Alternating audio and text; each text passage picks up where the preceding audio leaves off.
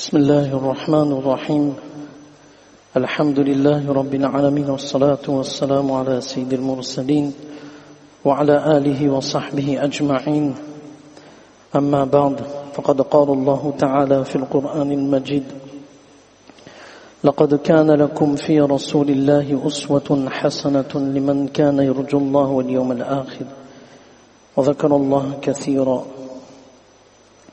صدق الله العظيم ربي اشرح لي صدري ويسر لي أمري واحلل عقدة من لساني يفقهوا قولي سبحانك لا علم لنا إلا ما علمتنا إنك أنت العليم الحكيم فسهل يا إلهي كل صعب بحرمة سيد الأبرار سهل اللهم صل على محمد وعلى آل محمد كما صليت على إبراهيم وعلى آل إبراهيم إنك حميد مجيد اللهم بارك على محمد وعلى آل محمد كما باركت على إبراهيم وعلى آل إبراهيم إنك حميد مجيد اللهم صل على محمد وعلى آل محمد بعدد كل ذرة ألف ألف ألف مرة جزا الله عنا محمدا صلى الله عليه وسلم بما وأهله رب ارحمهما كما ربياني صغيرا وإني أعوذ بالله أن أكون في نفسي عظيما وعند الله صغيرا.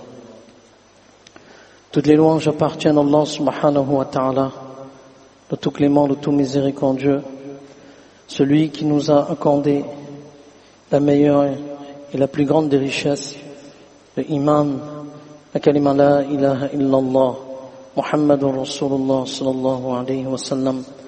Allah Ta'ala qui nous a accordé comme Nabi, le meilleur des prophètes, alayhi wa salatu wa salam,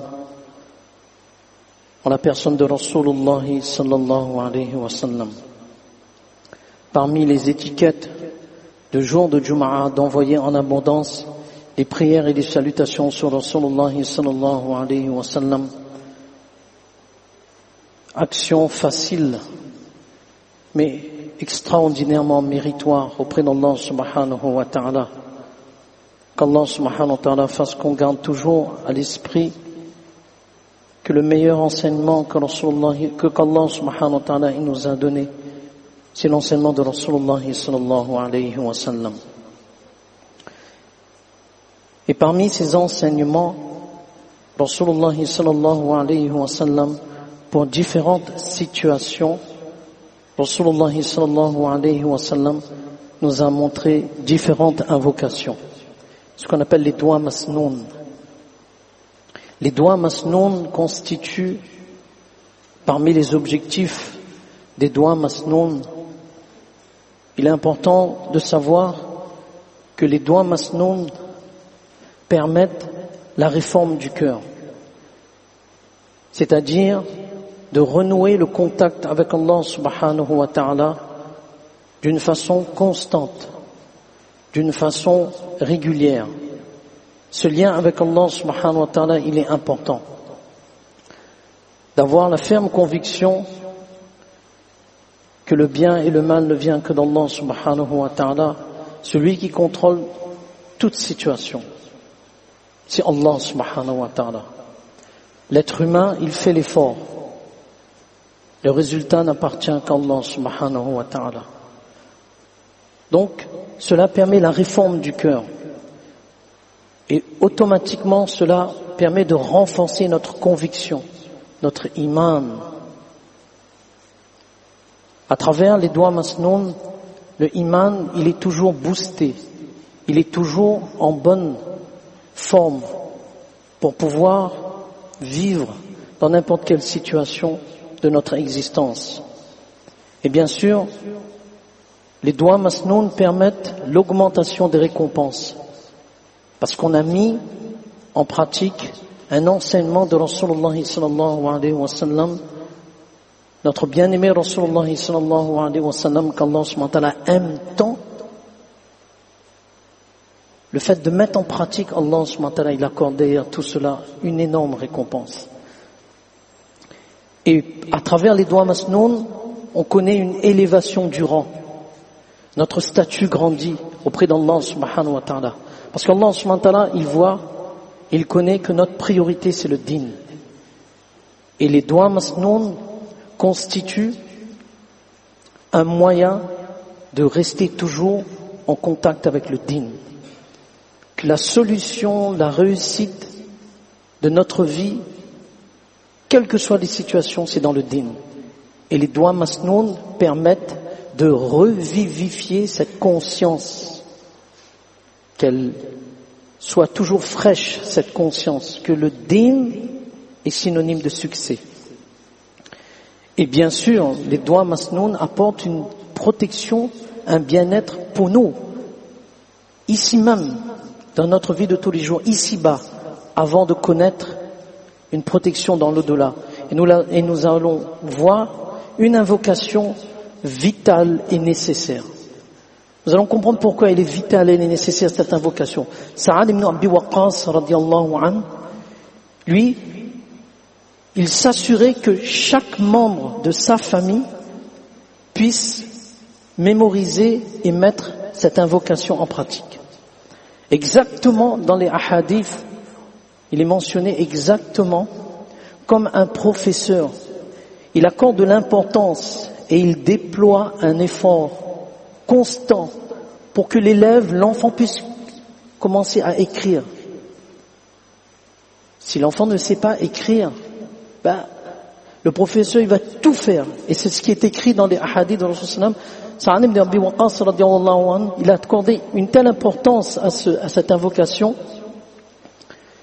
exactement comme un professeur déploie un effort intense pour que les élèves puissent apprendre à écrire.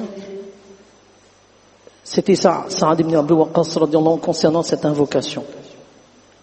Et cette invocation, elle est à lire après chaque prière obligatoire. Après chaque prière obligatoire, c'est pas forcément tout de suite après la prière. On peut accomplir nos sunnahs et ensuite lire ce droit, il n'y a pas de souci. Allahumma inni a'udhu bika minal bukhli wa a'udhu bika minal jubni wa a'udhu bika an uradda ila ardhalil umuri wa a'udhu bika min fitnati dunya wa a'udhu bika min azabil qabr. Cette invocation, à force de la répéter, on va la savoir facilement. Allahumma inni a'udhu bika minal bukhl. Oh Allah, je cherche protection auprès de toi contre l'avarice. L'avarice, c'est pas seulement financière, c'est pas seulement l'argent. L'avarice, c'est être avare de tout, de ses biens, de sa science, même d'un conseil. Même d'un conseil. On cherche protection auprès d'Allah subhanahu wa ta'ala contre cette avarice. Combien, subhanallah, Imam Abu Hanifa, rahimahullah, c'était un riche commerçant, il est resté riche commerçant durant toute sa vie. Mais comment il est devenu imam? Un imam qui a dicté plus de 1 270 000 masla. Mais quel imam? Mais c'est sous le conseil de celui qui va devenir son professeur Hammad. Hammad, rahimahullah, il a vu Imam Abu Hanifa, rahimahullah, il a vu son intelligence, il lui a donné un conseil précieux. Il dit, moi, je te conseille, vu tes potentialités et tes facultés, de t'engager dans le chemin de la science. Subhanallah. Et c'est là, Imam Abu Hanifa, rahimahullah, il a emprunté cette voie et il est devenu un des imams parmi les 4 écoles. Et quel Allah subhanahu wa ta'ala l'a élevé à travers la science. Regardez, un conseil, même un conseil, ne pas être avant même d'un conseil, c'est important. C'est-à-dire être profitable toujours aux autres. On doit garder à l'esprit que je dois être une source de profit pour mon prochain. Que ce soit un croyant, un non-croyant, même envers un animal, je suis toujours profitable pour n'importe quelle créature d'Allah subhanahu wa ta'ala. Allahumma inni a'udhu bika minal bukhl wa a'udhu bika minal jubn. Et je cherche protection auprès de toi contre la lâcheté.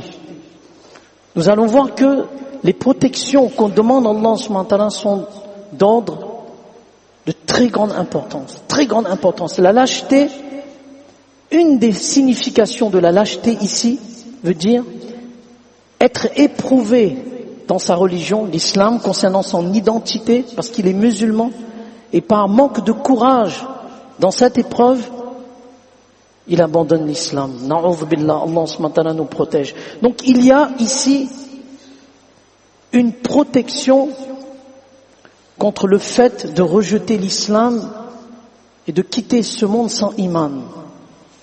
Allah subhanahu wa ta'ala nous en protège. À travers cette invocation-là, Allahumma inni a'udhu bika minal jubn wa a'udhu bika minal jubn, contre la lâcheté, c'est une protection contre le fait de rejeter l'islam à cause d'une épreuve, à cause de son identité musulmane. Et c'est d'actualité. Allah subhanahu wa ta'ala vraiment, il nous a accordé la sécurité ici, dans cette île. Mais ya Allah, dans les autres endroits, comment ils sont, Allah, à cause le fait d'être musulman, peut-être à cause du fait de porter le nom, Ismaïl, Mohammed, Aïcha, donc c'est musulman, donc automatiquement, on commence à lui causer du tort. Donc le fait de demander, Wallah, protège-moi, quelles que soient les situations, fasse en sorte que je ne quitte pas l'islam. Alors regardez l'importance, ce doigt, cette invocation, elle est vitale, jusqu'à notre dernier souffle. Et regardez la suite. Et là, il n'y aura pas besoin de développer parce que chacun sait qu'est-ce que c'est que la déchéance de l'âge. Allahu Akbar. Allah nous en préserve. Vraiment, Allah subhanahu wa ta'ala nous en préserve. Nos anciens, lorsqu'ils demandaient doua, ils faisaient doua où Allah fasse qu'on ne soit pas muhtaj, fasse qu'on ne soit pas dépendant. Les ulama disent, ajoutez le doua, fasse que je ne sois pas dépendant aussi de mes propres enfants. Et nous savons tous, Allahu Akbar. La déchéance de l'âge, c'est être, au fur et à mesure qu'on avance dans l'âge, mais il y a une dégradation physique. Même si on n'a aucune maladie, mais lorsqu'on grandit et on prend de l'âge, mais il y a une dégradation physique et intellectuelle due à la vieillesse. C'est comme si on retombait en enfance. Et là, on ne comprend plus rien. On n'arrive plus à se déplacer. C'est difficile. Elle n'arrive même plus à se laver. Allah subhanahu wa ta'ala nous en préserve. Elle n'arrive même plus à faire ses propres besoins sans l'aide d'une personne. Et parfois, Allah subhanahu wa ta'ala fasse qu'on garde toujours nos parents dans nos cœurs. Si on a toujours nos parents, que ce soit pas un fardeau de s'occuper de ses parents. Allah subhanahu wa ta'ala vraiment, que ce soit pas un fardeau. Et parfois, nous entendons des histoires où ça devient un fardeau pour la famille et qui même jusqu'à souhaiter la mort. Allahu Akbar, Allah nous en préserve. Ou bien souhaiter la mort d'un des deux, ou bien, subhanallah, ou bien les mettre dans un établissement parce que je ne sais plus, je n'arrive plus. Si nous-mêmes on n'arrive plus, mais au moins on essaie de trouver une façon, mais ne pas les éloigner de nous, non. Et ce doigt, il est important, Allahu Akbar. C'est pour ça, imaginez, Saad ibn Abi Waqqas, radiallahu, faisant apprendre même son enfant ce doigt. Parce qu'il prépare son avenir. Il prépare son avenir. Que tu ne sois muhtaj de personne, que tu ne sois dépendant de personne. Intellectuellement, physiquement, moralement. C'est tout ça. C'est tout ça, être autonome jusqu'à la fin de sa vie. Allah subhanahu wa ta'ala nous garde toujours avec cette faculté de pouvoir bouger. Nous savons tous parfois, lorsqu'on va rendre visite à des personnes malades, et lorsqu'on nous appelle pour justement rendre visite à des personnes qui sont là et qui n'ont aucun contact.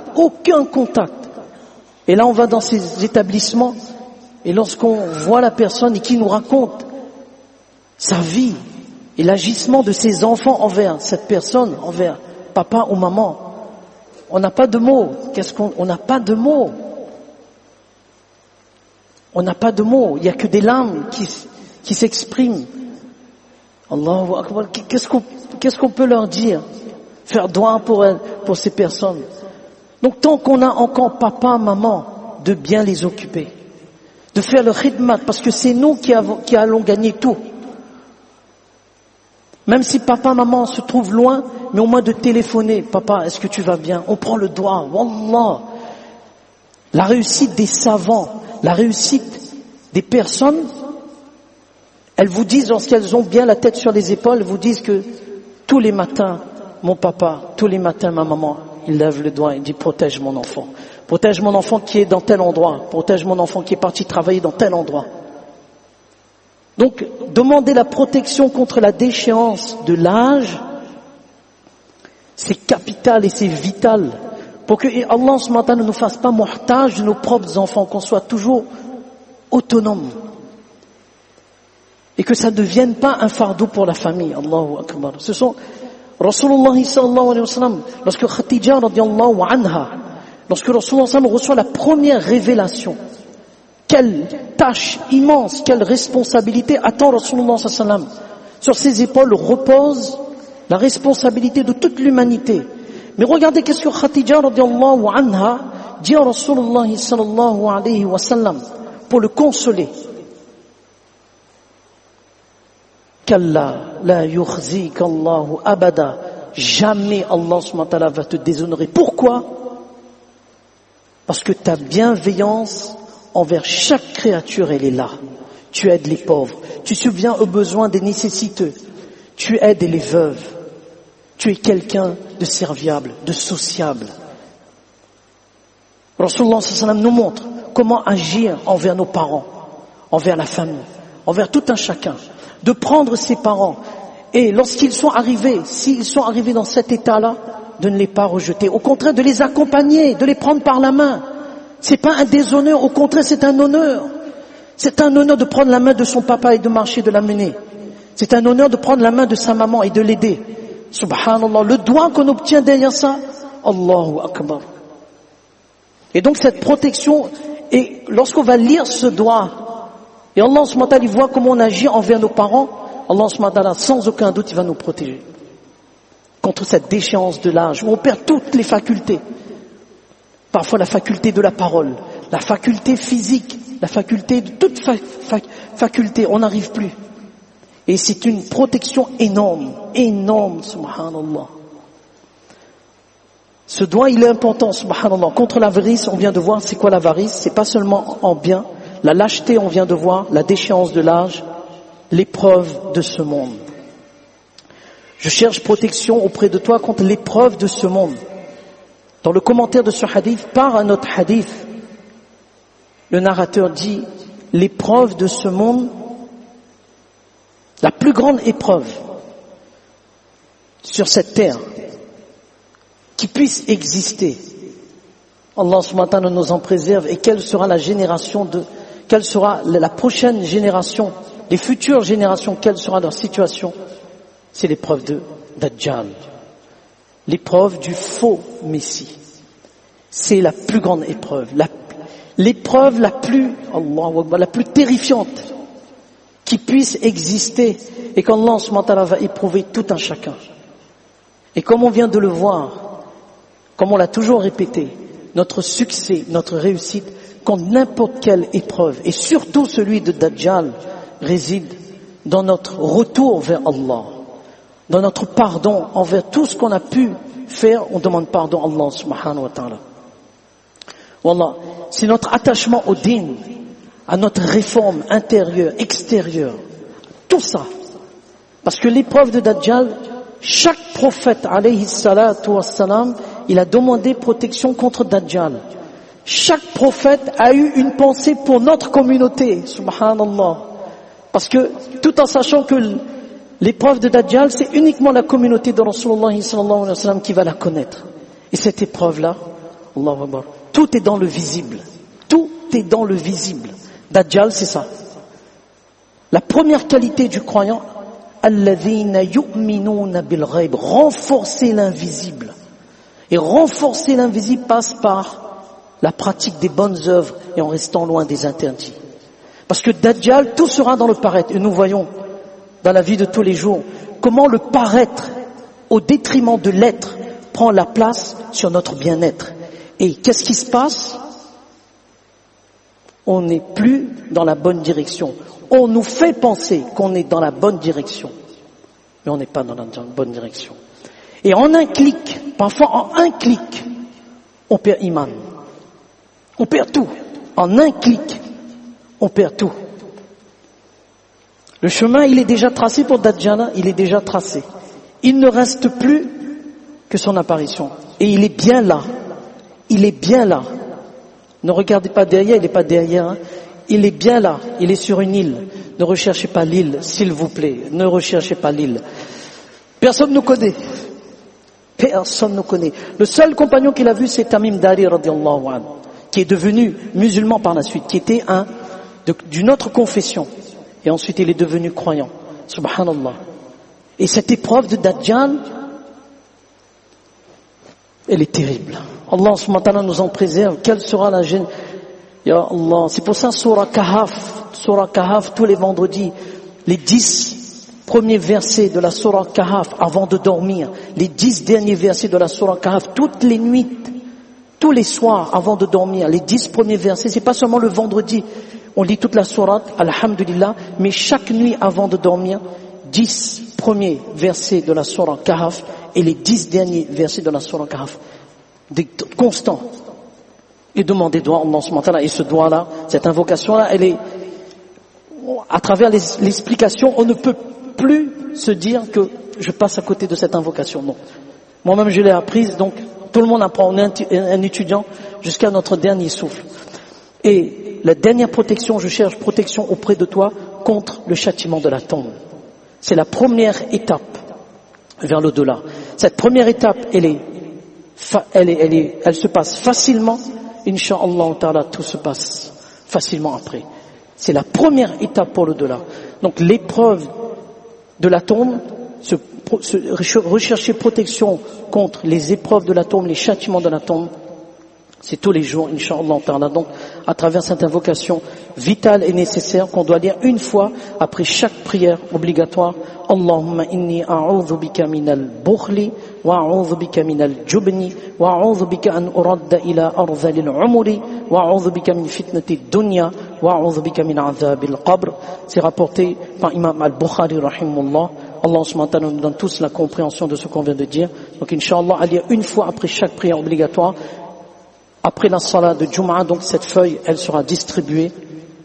N'hésitez pas à prendre et à apprendre. Jazakumullah khairan, ahsanal jaza.